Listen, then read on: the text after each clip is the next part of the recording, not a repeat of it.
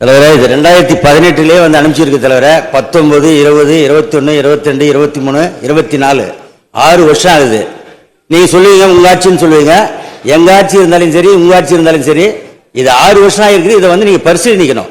மாண்புமிகு பேரவைத் தலைவர்களே, மறுபரிசீலனை செய்ய இல்ல தலைவரே, இன்னொரு கேள்வி இருக்கு தலைவரே.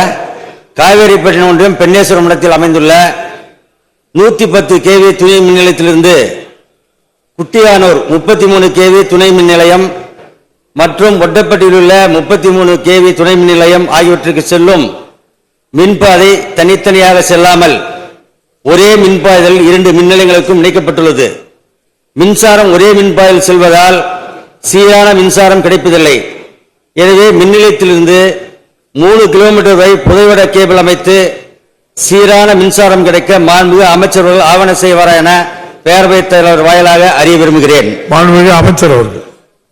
மாண்புமிகு பேரவைத் தலைவர்களே, துணை மின் நிலையங்களை பொறுத்தவரை நீங்கள் அறிவித்திருந்தாலும் சரி நாங்கள் அறிவித்திருந்தாலும் சரி, நிதிநிலைக்கு ஏற்ப துறையின் சார்பாக ஆய்வு செய்யப்பட்டு எந்தெந்த பகுதியில் புதிய துணை மின் நிலையங்களை முன்னுரிமை கொடுக்க வேண்டும் என்று நிர்வாக குழுவினுடைய ஒப்புதலை பெற்று அந்த பணிகள் எடுத்துக் கொள்ளப்படுகின்றன. 2018ஆம் ஆண்டில் எடுக்கப்பட்டிருந்தாலும் கூட இந்த ஆண்டு அதற்கான பணிகள் சேர்க்கப்பட்டிருக்கின்றன.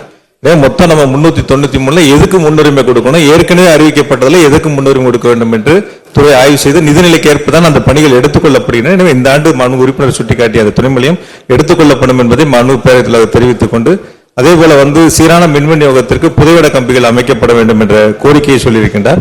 கிருஷ்ணகிரி மாவட்டத்தில் மட்டும் சீரான மின் விநியோகம் செய்வதற்காக ஏறத்தாழ 3529 மின்மாட்டிகள் புதிதாக அமைக்கப்பட்டிருக்கின்றன. அதில் கிருஷ்ணகிரி தொகுதியில் மட்டும் 518 மின்மாட்டிகள் அமைக்கப்பட்டு சீரான மின் விநியோகம் வழங்கப்பட்டு வருகின்றன. மனு உறுப்பினர்கள் சுட்டிக்காட்டிய பதில் புதைவட கம்பிகள் வேண்டும் என்று கோரிக்கை வைத்திருக்கின்றார்.